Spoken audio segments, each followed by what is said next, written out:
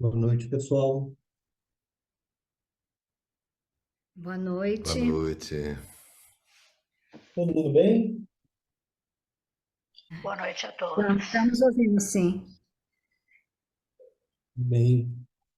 Então, hoje nós vamos invertendo um pouquinho a dinâmica. Então, nós fazemos primeiro o estudo e depois a gente faz uma prática. No nosso último encontro, acredito que tem uns 15 dias, nós estudamos um pouquinho dos chakras, a localização, qual veneno está associado a cada um deles, né? E a que reino eles nos conectam. E nós estudamos basicamente dois reinos. Nós estudamos o reino dos infernos e o reino dos fantasmas famintos. E agora nós chegamos, então, no terceiro reino, indo de baixo para cima no sentido de reinos inferiores, né? Nós chegamos, então, na perspectiva cosmológica tibetana, no reino dos animais. Seria, então, esse terceiro reino inferior. Então, os três venenos mais densos são os três venenos que geram os reinos inferiores, que são a raiva, como o mais denso de todos, não que esses venenos tenham melhores ou piores, não, mas assim, tem densidades e geram reinos a partir dessas densidades. A raiva gerando o reino dos infernos, o apego gerando o reino dos fantasmas famintos, e agora nós chegamos à ignorância, que gera o reino dos animais. Então, o reino dos animais ele é marcado exatamente por essa incapacidade de reconhecer as coisas como elas são, que é um veneno que nós também temos, o reino dos humanos, mas é a grande marca do reino dos animais. A ignorância é o germe do reino dos animais. Ela é experimentada como um sentimento de estar perdido, embotado, indeciso ou inconsciente. Então, há como que níveis de percepção do reino dos animais. O nível que pode ser esse de estar perdido, né, de ser pouco inteligente, de não saber o que fazer, de não saber como reagir numa ou outra situação, de não saber que decisão tomar, indeciso, ou até mesmo se tornar inconsciente diante das coisas da vida, né? Ou até mesmo inconsciente de um problema que está diante de nós. Muitas pessoas experimentam uma tristeza, um obscurecimento originários dessa ignorância. Elas sentem uma necessidade, mas nem mesmo sabem o que querem ou o que fazer para se satisfazer. Eu gosto de usar muito a imagem do reino dos animais quando a gente está em casa e sente que está com vontade de comer alguma coisa, abre a geladeira e fica procurando o que quer comer. Quer dizer, não sabe se aquilo é fome, não sabe o que é aquilo, mas diz de uma coisa que não se sacia, de uma coisa que não se tem uma origem muito clara e que não se sabe como resolver. E o Rinpoche vai acabar associando essa perspectiva da ignorância a esse sentimento de uma necessidade não resolvida, né? Uma necessidade que a gente nem mesmo sabe o que ela é, né? Se os venenos da raiva estão associados ali à ansiedade, os venenos do apego, de alguma forma, nos conectam a uma coisa mais depressiva, né? O veneno da ignorância quase que nos conecta à perspectiva do pânico. Assim, nós não sabemos o que tem ali, apesar de estarmos ali, mesmo reconhecendo todo aquele ambiente, nós não conseguimos nos entender com aquele ambiente, que gera em nós pânico, um susto, um medo.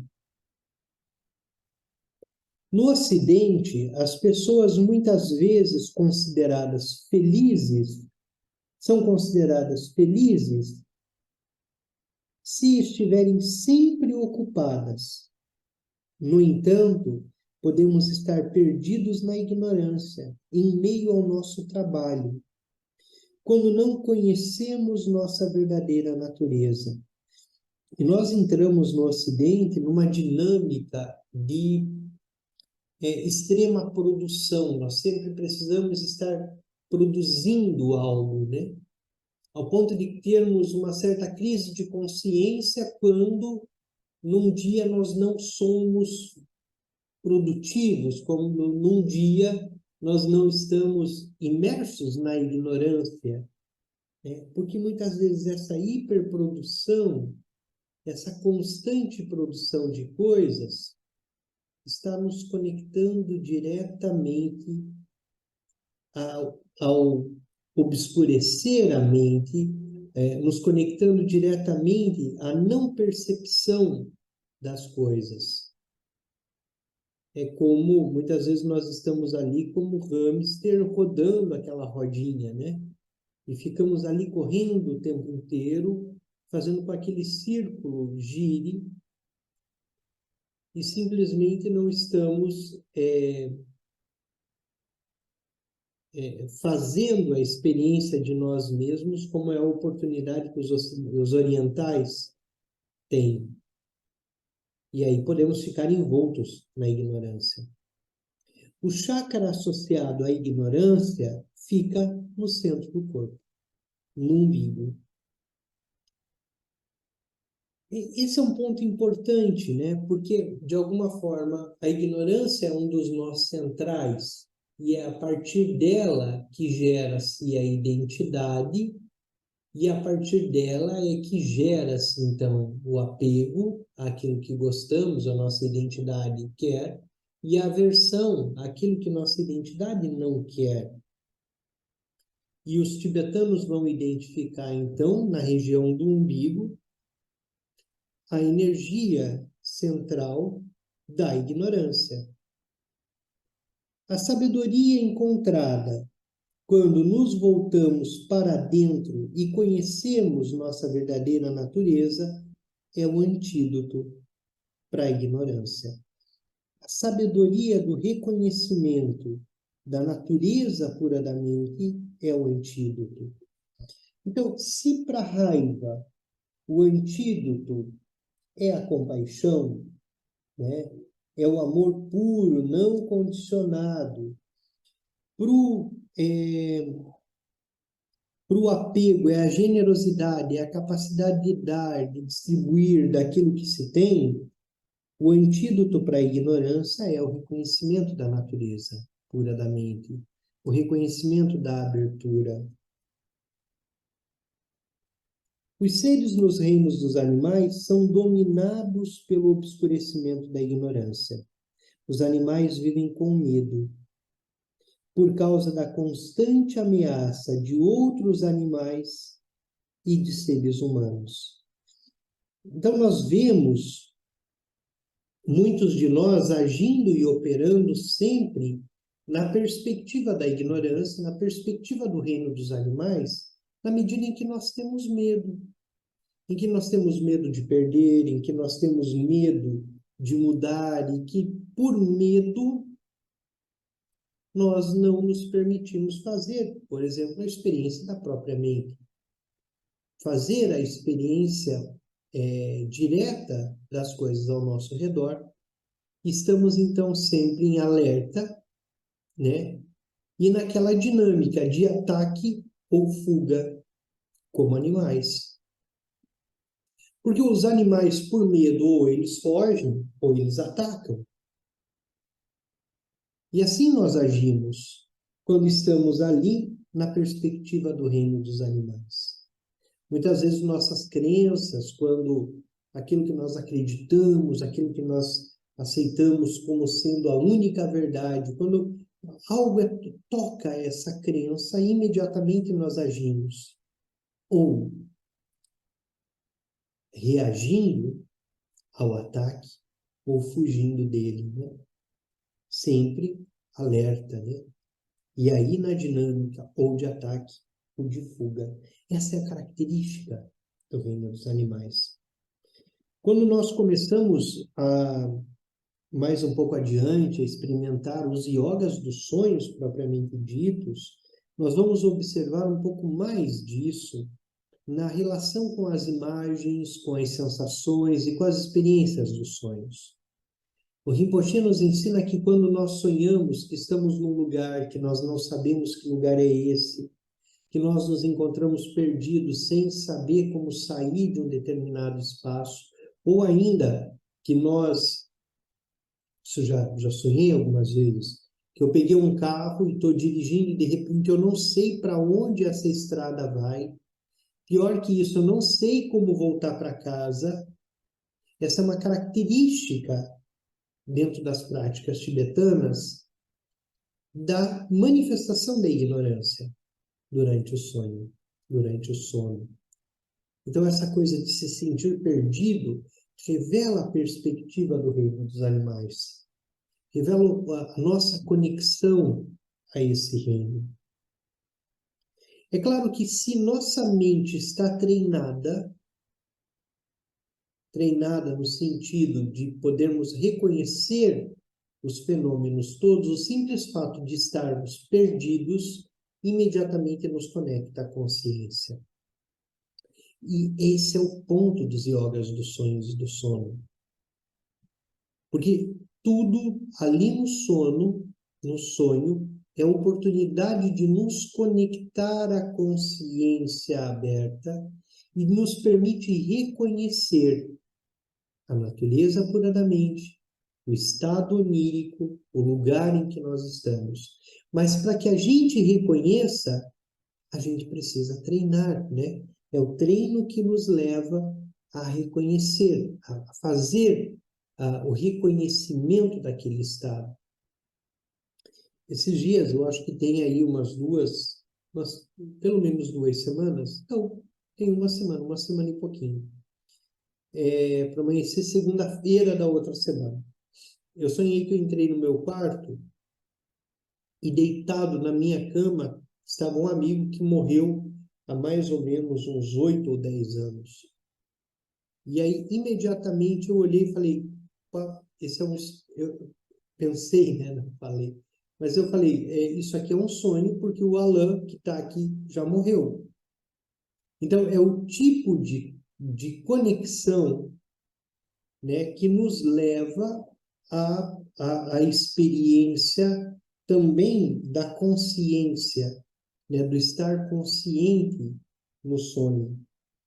Se fosse uma outra situação, ou se naquele momento minha mente tivesse mais obscurecida, marcada pela ignorância, eu não reconheceria o espaço do sonho, o momento onírico, e estaria entendendo a presença dele como uma presença real.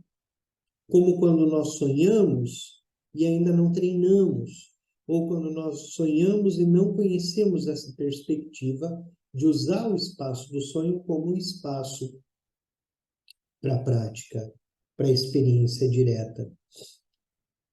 Então, esse não reconhecer o estado do sonho quanto sonho, que aquilo é sonho, ele diz ainda de nossas conexões, de nossos traços kármicos. E aí a gente volta às discussões das semanas anteriores. Nós fomos criando hábitos, fomos sedimentando os traços kármicos, e esses traços kármicos que nós trouxemos como hábitos e fixamos, de alguma forma não nos permitem, então, nós despertarmos e termos consciência enquanto dormimos. Mesmo os animais grandes são atormentados por insetos que entram em sua pele e se alimentam de sua carne. Os animais domésticos são ordenados, os bois, os asnos, os cavalos, né? Transportam cargas, são castrados, têm os narizes perfurados e são montados sem serem capazes de escapar. Isso diz da nossa ignorância também, porque isso acontece conosco. Nós também somos incapazes de escapar. Os animais sentem dor e prazer, mas são dominados pela ignorância que os impedem de olhar as circunstâncias de suas vidas para encontrar a verdadeira natureza. Então, os animais não conseguem encontrar a verdadeira natureza exatamente por estarem imersos na ignorância. Mesmo a prática tibetana nos dizendo que há Budas em todos os reinos, quando nós olhamos para a roda do Sansara, nós reconhecemos Budas no reino dos infernos, no reino dos fantasmas, no reino dos animais. Ainda assim, nós reconhecemos esses 3 reinos inferiores como reinos em que há pouca oportunidade para atingir a iluminação. Tem poucas oportunidades para reconhecer a natureza pura da mente. Então, quando nós fazemos todas as práticas de chakras, todas as práticas associadas também ao corpo físico, tem muita preocupação nas práticas tibetanas em fazer com que nós fixemos a nossa relação com os chakras, principalmente nos chakras superiores, coração, garganta e cabeça. Porque, de acordo com a tradição, a depender de por onde nossa consciência anda, né, e principalmente por onde nossa consciência deixa o corpo físico no momento da morte, tensiona nosso renascimento para outro reino. Então, é muito mais auspicioso que nossa consciência deixe o corpo pelo coração, pela garganta, né, pelas narinas, pela boca ou pelo topo da cabeça, e não, né, pelos orifícios do umbigo para baixo, né, pés, chakra secreto, mesmo pelo umbigo. E de acordo com a tradição, nós somos todos os reinos. O corpo humano traz em si os 6 reinos. O corpo humano se conecta a todos os reinos por meio dos chakras. Então, os chakras superiores são aqueles que podem nos levar para os espaços em que há oportunidade para a prática, em que há oportunidade para atingir a realização completa, a iluminação completa. O reino dos humanos, né?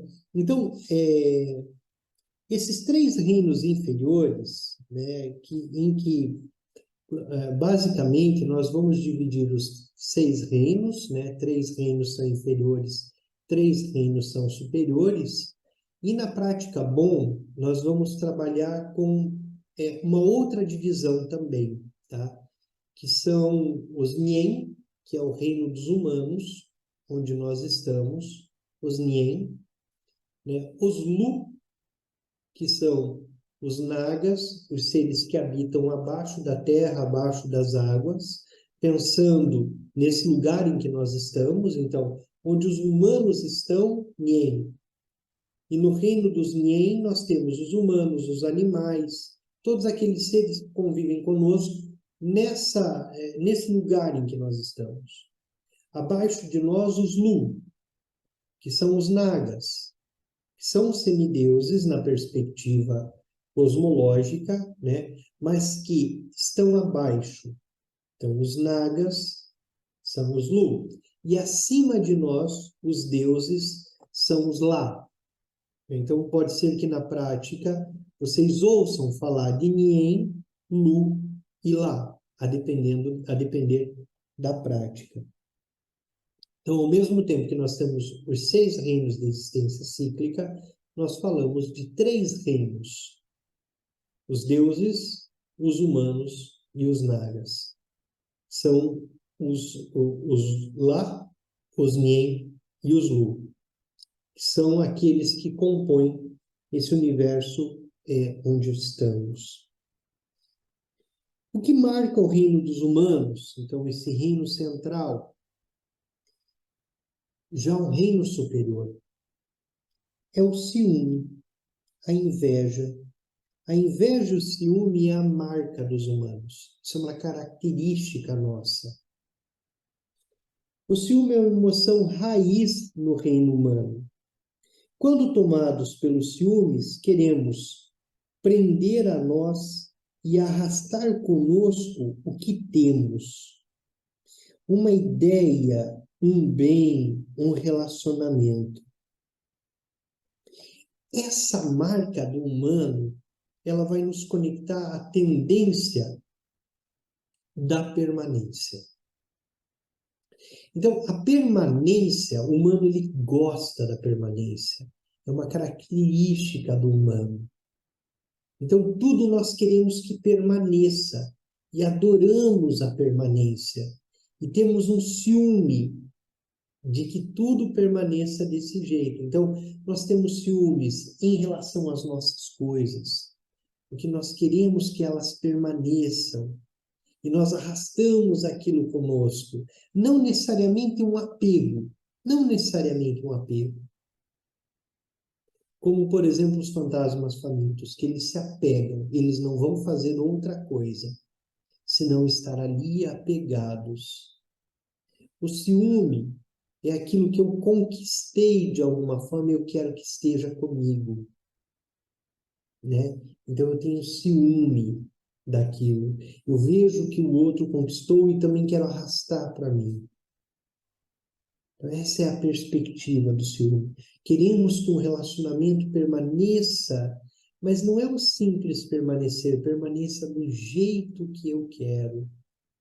Então eu tenho ciúmes com a possibilidade de que a pessoa a quem eu amo no relacionamento possa sequer estar pensando numa outra possibilidade. Então, eu tenho ciúmes.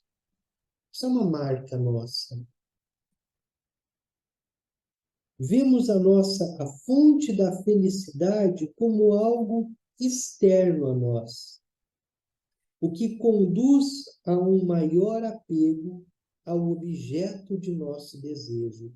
Esse é um ponto também muito interessante do reino dos humanos. Porque nós constantemente estamos esperando que a nossa fonte de felicidade surja fora. Então a gente sempre está sonhando com o príncipe encantado que chegará montado num tênis branco. Né? Por quê? Porque o sucesso, a alegria, a felicidade no reino dos humanos é algo que vem de fora. Então nós esperamos que uma deidade venha nos socorrer na hora do perigo. Nós fazemos orações esperando que algo venha e resolva e tire todos os nossos problemas com a mão, né? Tire assim de uma vez tudo aquilo. Só que essa expectativa que é a nossa marca, só vai fazer com que a gente sempre e de novo, por conta dos ciúmes, gere cada vez mais apego ao nosso objeto de apego. O apego nos conduz ao reino dos fantasmas famintos, mas o ciúme, ele traz uma perspectiva nova ao apego, né? Principalmente quando eu olho para o outro e o que ele conseguiu e tenho ciúmes daquilo que ele conseguiu. Porque em nossa mente humana faz a gente acreditar, primeiro, que o outro é mais feliz, inveja, e que ele é mais feliz porque o problema dele se resolveu com algo que veio de fora. Então ele é mais rico, eu tenho ciúmes da riqueza. Tem um ditado que está muito nessa perspectiva e que diz que a grama do vizinho é sempre mais verde, cresce mais rápido, é mais bonita. É basicamente isso, né? Que faz com que a gente acredite que o relacionamento do outro, o casamento, é muito mais feliz do que o nosso. Perspectiva dos ciúmes, que tem muito a ver e tem raiz lá na ignorância, no apego, na inveja, no apego e na raiva. Por quê? Porque ele turva o nosso olhar. O apego é uma característica, só que essa característica do apego enciumado é nossa, é humana. O ciúme está relacionado ao chakra do coração. O antídoto ao ciúme é a grande abertura do coração. A abertura que surge quando nos conectamos à verdadeira natureza. Quem faz a prática anterior, nós trabalhamos muito a perspectiva do refúgio interno, e no refúgio interno nós levamos a consciência até o coração e vamos experimentar a abertura. É a mente céu, né? É a mente que não se apega a nada, que não deseja nada e que é a consciência pura, aberta, como o céu claro num dia de outono. Então, de algum modo, essa perspectiva do ciúme mostra o quanto nós somos humanos e que na experiência da abertura no chakra do coração, nós conseguimos um antídoto para o ciúme. É muito interessante como o Rinpoche nos ensina a conexão com o espaço, a espaciosidade. E uma das soluções que o Rinpoche coloca para muitos de nossos problemas é se conecta ao espaço, abre espaço. Há muita dor, há muito sofrimento, há muita raiva. Abre espaço, leva a consciência até o coração e sinta o espaço se abrindo. Só espaço. Porque, de alguma forma, essa perspectiva espaçosa de abertura é um antídoto para esse veneno. É fácil para nós observarmos o sofrimento do nosso próprio reino. Experimentamos o nascimento, a doença, a velhice e a morte. Somos afligidos pela perda devido à impermanência.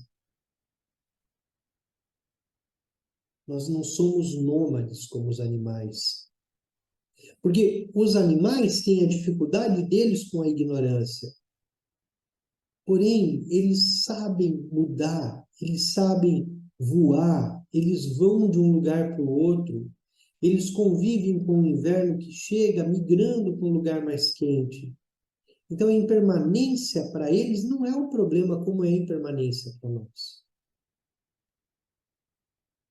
A conexão que nós temos com a necessidade de permanência é uma coisa que chega a ser assustadora. Porque nós estamos o tempo todo negando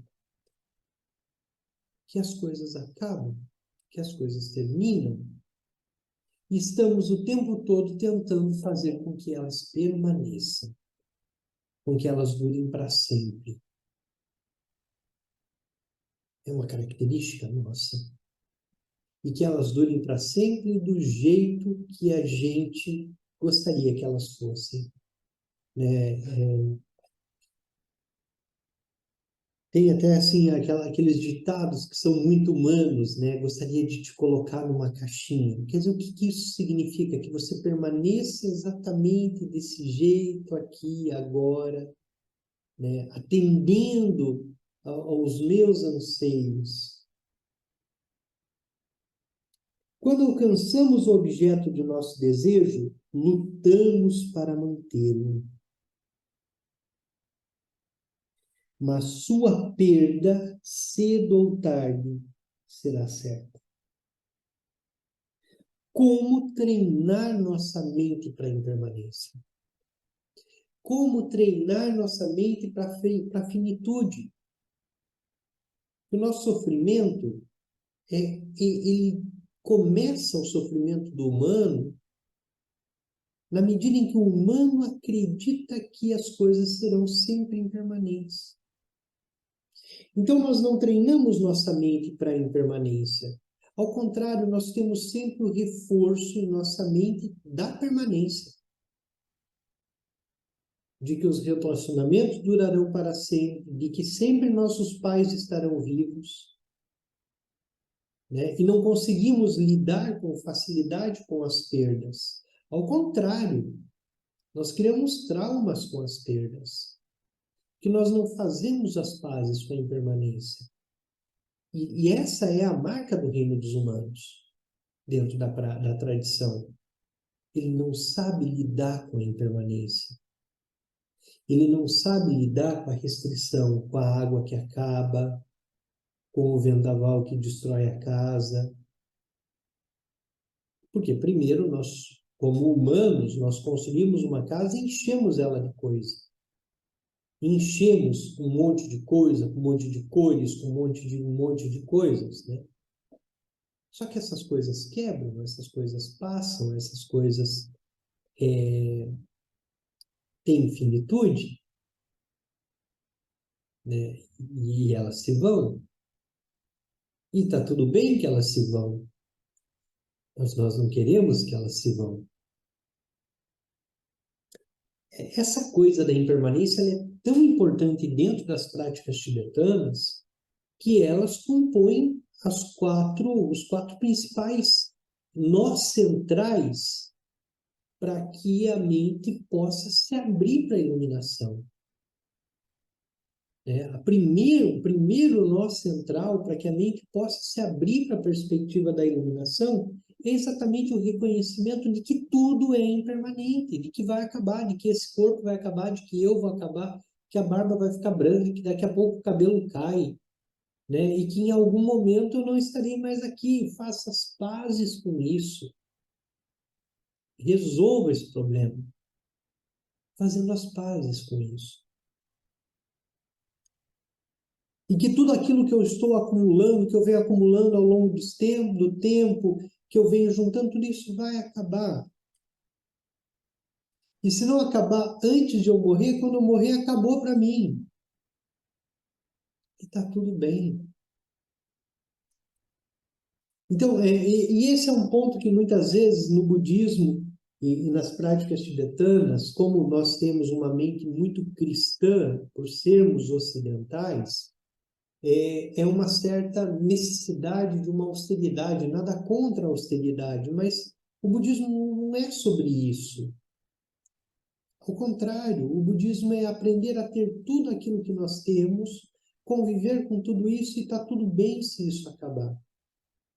Porque isso vai acabar. O conforto vai acabar. Né? Por quê? Porque logo chegam as dores, a vida que passa, o corpo que já não responde mais com a agilidade que respondia antes. Né? Então, a impermanência ela vai chegando. E com maior ou menor grau, né, nós conseguimos ter felicidade no reino dos humanos na medida em que nós resolvemos o problema em relação à impermanência. Os outros três nós, o sofrimento que permeia tudo, o karma e o nascimento humano precioso, estão associados a esse. Porque ao mesmo tempo que o nascimento, que nós estamos associados diretamente à impermanência, né, que nós não queremos que as coisas acabem, nossa característica também é essa característica de termos nascido no primeiro reino superior. Por isso, esse nascimento hoje é extremamente precioso, porque nele nós temos a oportunidade, né, de realizar a natureza apuradamente, de fazer a conexão direta. Em vez de regozijarmos com a felicidade dos outros, somos com frequência vítimas da inveja e do ciúme. Ah, humano. O outro ganha na loteria, ao invés de a gente fazer festa com ele, a gente já diz, por que eu não ganhei? Ah, deveria ter sido eu. Não é? É exatamente por isso, porque a gente acaba sendo guiado pela inveja, pelos ciúmes. Por que que eu não consigo? Como eu gostaria de ter a grama que o vizinho tem? Aí eu vou lá, compro um terreno do lado dele, começo a brigar com ele, crio uma inimizade. Tudo isso associado diretamente à nossa perspectiva da inveja e do ciúme. Apesar de um nascimento humano ser considerado a maior ventura, por quê? Porque nascer como humano é a oportunidade para a prática. Porque nascer como humano, num lugar em que nós podemos, temos inteligência para escutar os ensinamentos, nós temos a capacidade de praticar, temos um corpo que tem canais e chácaras propícios para experimentar a natureza apuradamente, para realizar a iluminação.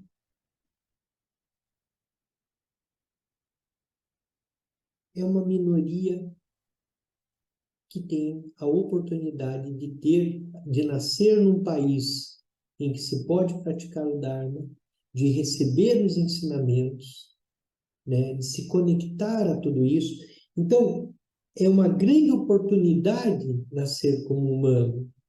Porém, tudo isso é muito restrito a poucos.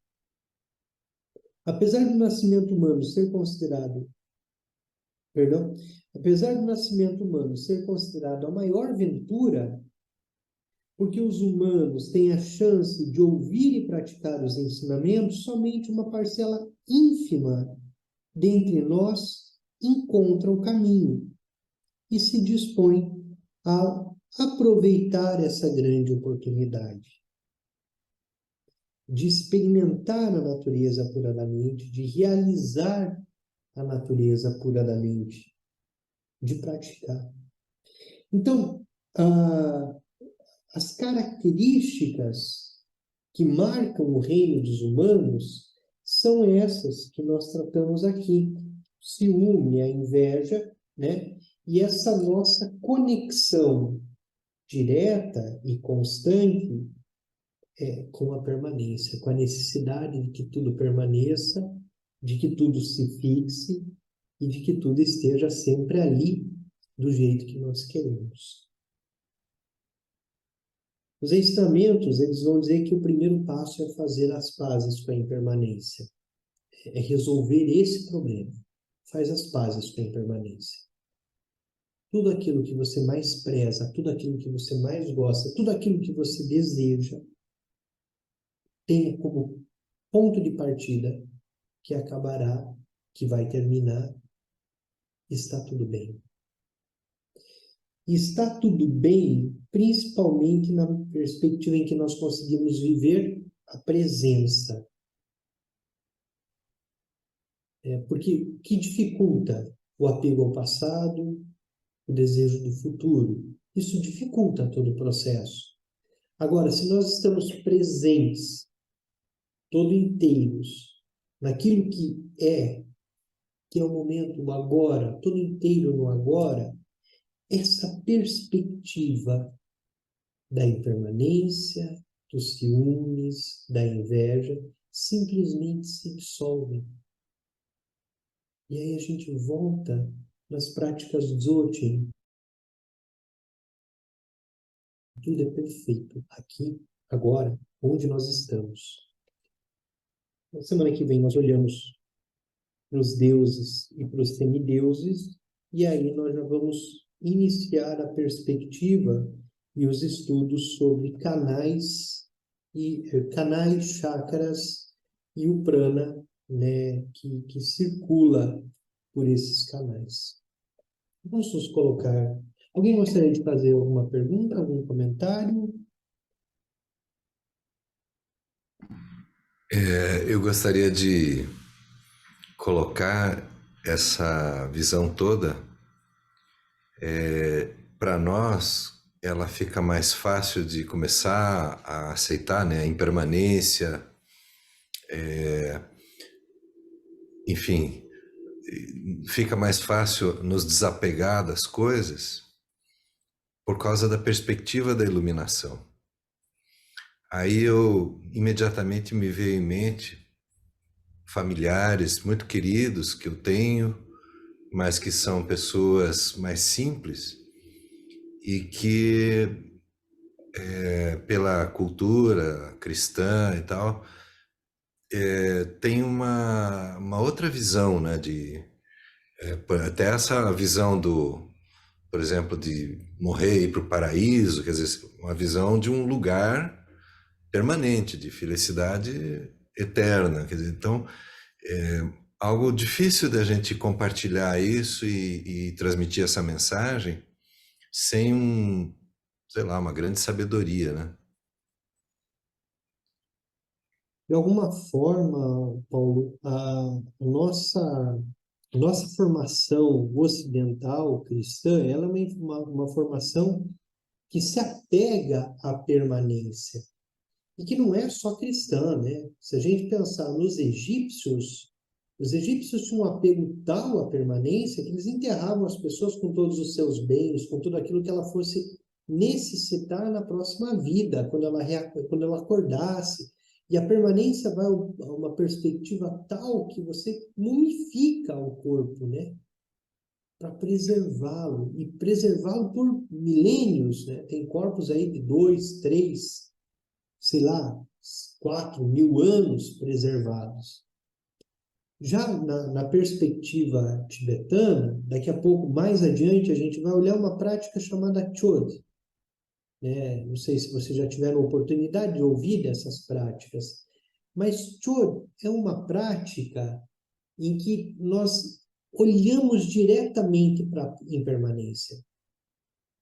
Porque nós ocidentais, nós não queremos ver a impermanência. Então nós morremos, nós somos colocados num caixão, numa caixa, e aí nós guardamos essa caixa, certo? É uma perspectiva assim ainda de levar a impermanência, perdão, de levar a permanência guardada ali, né? Tem uma perspectiva muito desse cuidado. Nós vamos lá no túmulo, visitamos, isso é muito nosso. O que o tibetano faz? Ele queima. Né? Tanto é que nas práticas tibetanas, uma das perspectivas era queimar o corpo. E fazia do corpo a última grande oferenda. Então, uma grande oferenda de fumaça. Transforma aquilo que foi terra, fogo, água e ar como uma grande oferenda. Quem realiza corpo de arco-íris nas práticas mais profundas do Dzogchen, quer dizer, oferece, dissolve isso que é um corpo, que é terra, fogo, água, ar e espaço, como agregados no Dzogchen, a partir das práticas mais avançadas, você dissolve isso em luz. E aí, os grandes mestres, os grandes praticantes de Dzogchen, após a sua dissolução, a depender do tipo de realização, não só se encontra a roupa deles. Em alguns tipos, aí vai diferenciar se é Togal ou Trekchö, a prática principal desse mestre, vão ser encontrados só cabelos, unhas e as fezes, né, que estavam dentro dos intestinos. A depender muito da prática e da realização. que é uma grande oferenda, que é oferecer o próprio corpo e dissolvê-lo em luz, né? Então, o Chod é sobre isso. Mas a prática de Chod, ela tem como base a perspectiva tibetana de uma coisa chamada enterro nas alturas, que era basicamente morreu, quando alguém morria, ou alguém morre, porque isso ainda é praticado, se pega o corpo, após fazer as práticas de POA, de transferência de consciência. Tem sinais da realização de POA? Tem sinais da realização de POA. Essa consciência não está mais aqui. O que é isso? É um saco de ossos, sangue e carne. O que se faz com isso? Se corta e dá para o abutre. Então, vocês vão ver, até posso mandar aqui alguns vídeos sobre isso, sobre enterro nas alturas, que é a prática, é de onde vem a prática de Chön. Então, o corpo é cortado em partes e é dado de comer para os abutres. O abutre vem, come e está tudo bem. E não que a família vá acompanhar isso, porque para eles a perspectiva é totalmente outra. Aquilo é só um corpo, aquilo não é a pessoa, e não tem nenhuma vinculação com ela. E a impermanência para eles é tão interessante, porque eles ainda têm uma preocupação, que essa pessoa que faleceu fique apegada ao lugar em que ela vivia. Então, há práticas, inclusive, em que depois que vai lá, entrega o corpo, você volta para casa e expulsa a pessoa. Se tiver ainda a consciência por ali, que vai embora, porque aqui não pertence mais a você. Quando a gente vê alguns relatos, é muito interessante, porque tem relatos de que a família volta para casa, sei lá, faleceu o pai. Você diz assim, sua esposa já até casou com outro, né? Vai embora, você não faz sentido você ficar aqui. Siga seu caminho, né? Você precisa adentrar o bardo, reconhecer que morreu, fazer o seu caminho para que tenha um renascimento veloz. E vamos aqui ficar fazendo prática para que você renasça como humano e tenha a oportunidade novamente de atingir a iluminação. Então, eles têm uma outra pegada, né? E o apego, que é a nossa característica ali, o apego, esperar que o que está fora nos salve, a gente tem aquelas exéquias dolorosas, ficamos apegados àquele velório que se estende um tempão, porque nós ainda queremos que, sei lá, né? São perspectivas totalmente diferentes. E arrastamos o luto, né? Por um ano ficamos ali sofrendo com tudo aquilo, né? E por um único motivo, somos humanos e carregamos essa perspectiva da manutenção e do cuidado com a permanência. E sim, quando nós olhamos, por exemplo, para a perspectiva cristã, a perspectiva judaica, nós falamos até de um renascimento dessa carne que morreu, né? Cremos na ressurreição da carne, na vida eterna. Não que nós, na prática budista, não tenhamos a perspectiva de uma consciência eterna, de um contínuo, que nos leva constantemente a renascimentos. A diferença é que esse contínuo sempre existiu. E hoje ele se manifesta como Denis, como Paulo, como Ana, como Jerusa, como Kátia, e que ele continuará existindo independente desse corpo que aqui surgiu. E que, dentro da tradição, os traços kármicos que nós acumulamos e que nesse contínuo nós vamos assentando, eles vão se manifestando por incontáveis vidas, até que se purifiquem, até que se criem novos traços kármicos, ou até que nós tenhamos a oportunidade de entrarmos num caminho para que em algumas vidas nós possamos nos liberar, ou ainda assim fazer um compromisso de trabalhar sem cessar até que o samsara seja esvaziado. Nesse momento, a única abordagem que eu encontrei aqui no meu coração para, às vezes, consolar uma pessoa querida que está vivendo o seu luto e que tem essa formação e essa característica, né, desse apego todo que a gente está falando, a única conduta que me veio em mente foi apelar para a comunhão com Deus, né? Que é uma aspiração do cristão, né? E aí, nesse sentido, acho que fica mais fácil ela vencer essa dor, esse momento de separação, né? Sim.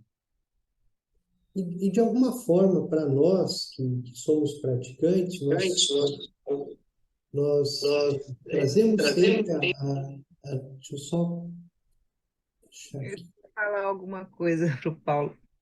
Tânia, vai lá, tá contigo. Essa questão do enfrentamento da morte, né, ela é difícil, que é o maior apego da gente pela vida, né? Eu vejo assim, eu vi muita morte no Covid, continuo vendo na minha profissão, mas o que eu vejo é que o apego se dá porque nós nunca estamos no momento presente. Então, por exemplo, dizem que o depressivo anda no passado, porque ele deveria ter feito algo que ele não fez, seja com relação a ele mesmo, com relação aos outros. Então, ele fica sempre se punindo. Com relação à ansiedade, é aquele que fica pensando que no futuro talvez ele vai fazer, mas que a gente só tem o momento presente. Então, muitas vezes eu vejo na hora da morte a pessoa dizer para mim, ainda dá tempo de... Então, no pensamento ocidental, acho que ele fica muito preso a isso, né? Então, o momento é hoje de dizer eu te amo, de abraçar, de tomar o café com aquela pessoa, né? E se a gente for pensar na questão cristã, a gente pode ver, por exemplo, que Cristo diz assim, olha, leva o quê? 2 túnicas e um bastão e uma sandália. Aí existe o desapego material, né? Jesus também se desapega do ódio, né? Da raiva. Quando Pedro fala para ele, eu te amo, que muitas vezes também as pessoas dizem isso, para a gente acaba nos traindo, né? E de repente ele nega Cristo 3 vezes. Mas Cristo tem uma compaixão, um amor tão grande por ele, que ele diz, né? Você vai me trair, você vai me negar, mas eu permaneço contigo, né? Então eu compreendo a tua natureza, né? Que tu nem mesmo te conhece. Eu diria assim, para uma pessoa cristã. E a questão do acúmulo, por exemplo, que a gente sempre fica acumulando coisas, né? Às vezes a gente nunca chega a utilizar. Eu digo porque eu sou uma acumuladora também, mas o que que acontece? A gente acumula as coisas que muitas vezes a gente nem usa, né? Então, existe uma passagem também que Jesus diz, né? Dá até teu manto para o teu inimigo. Ou seja, não carrega os sentimentos, né? Porque a gente se apega a todos os sentimentos de amor, né? De ódio, de tristeza.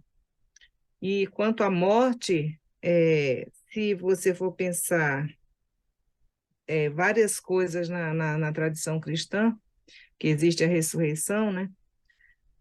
A gente sabe que também no judaísmo existe a crença na, na reencarnação. Quando perguntam para Jesus assim, e tu quem és? Né? Ou quem é João Batista? Né? Então, isso quer dizer o quê? Eles acreditam que ocorre essa reencarnação. Então, tem vários pontos que a gente, estudando a Bíblia, a gente vai ver que nas diferentes religiões também, né, no budismo, isso depende da forma com que nós vemos. E o maior problema que eu acho é justamente essa situação não resolvida que nós temos com relação aos outros e a nós mesmos. É isso que dificulta a gente dizer adeus na hora que esse corpo vai embora, né? Então é isso, Paulo. É isso que eu tinha para te dizer. Obrigado. Obrigado, Tânia. E de alguma forma tudo isso para nós que estamos nessa perspectiva budista, bom, diz de treinar a mente, não é, e aí é interessante isso que o Tenzin Wangyal Rinpoche, né? Porque não é entender, não é racional. E muitas vezes as nossas tentativas de solução, elas são racionais. Então, racionalmente, nós acreditamos que a fé, mas há uma construção racional de como seria essa vida após morte, o que vai acontecer, não sei o que, tá toda uma construção, né? E Sua Santidade, o Dalai Lama, quando ele fala sobre isso, ele fala, eu não sei o que acontece depois, eu não sei, né? A minha fé diz algumas coisas, mas eu realmente não sei. Mas eu sei de agora, né? Eu estou aqui, presente, estou vivendo tudo isso, estou praticando, conexão com o presente. E a Tânia tem muita razão nesse sentido, né? Boa parte daquilo que se manifesta como sofrimento para nós está associado ao nosso apego ao que nós gostaríamos que tivesse sido o passado, ou aquilo que nós queremos que seja o futuro, e o nosso medo de encarar o presente, né? A nossa dificuldade, né?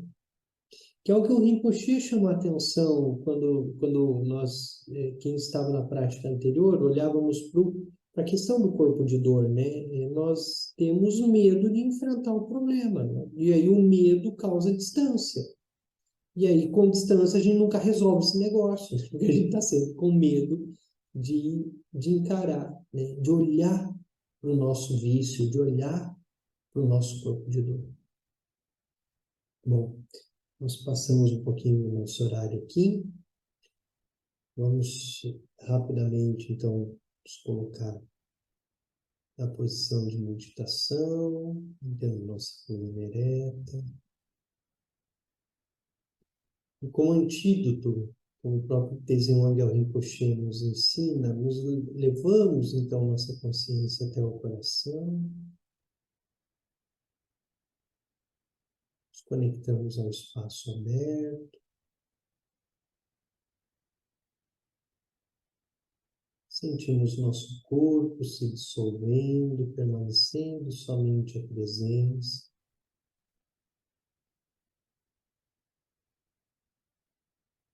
A abertura.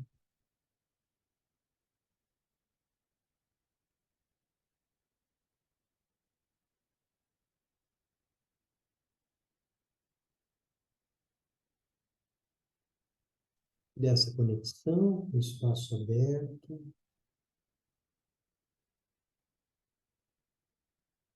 Nós fazemos votos de que todos os seres sejam felizes, alcancem a iluminação, realizem a natureza pura da mente. Fazemos votos de que Tenzin Wangyal Rinpoche, nosso professor, todos aqueles que propagam o Dharma, tenham uma vida muito boa.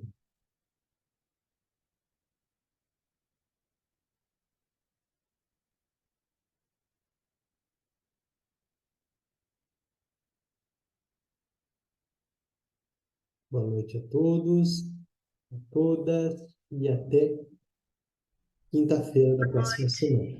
Boa Boa semana. noite. Boa noite, obrigado. Obrigado.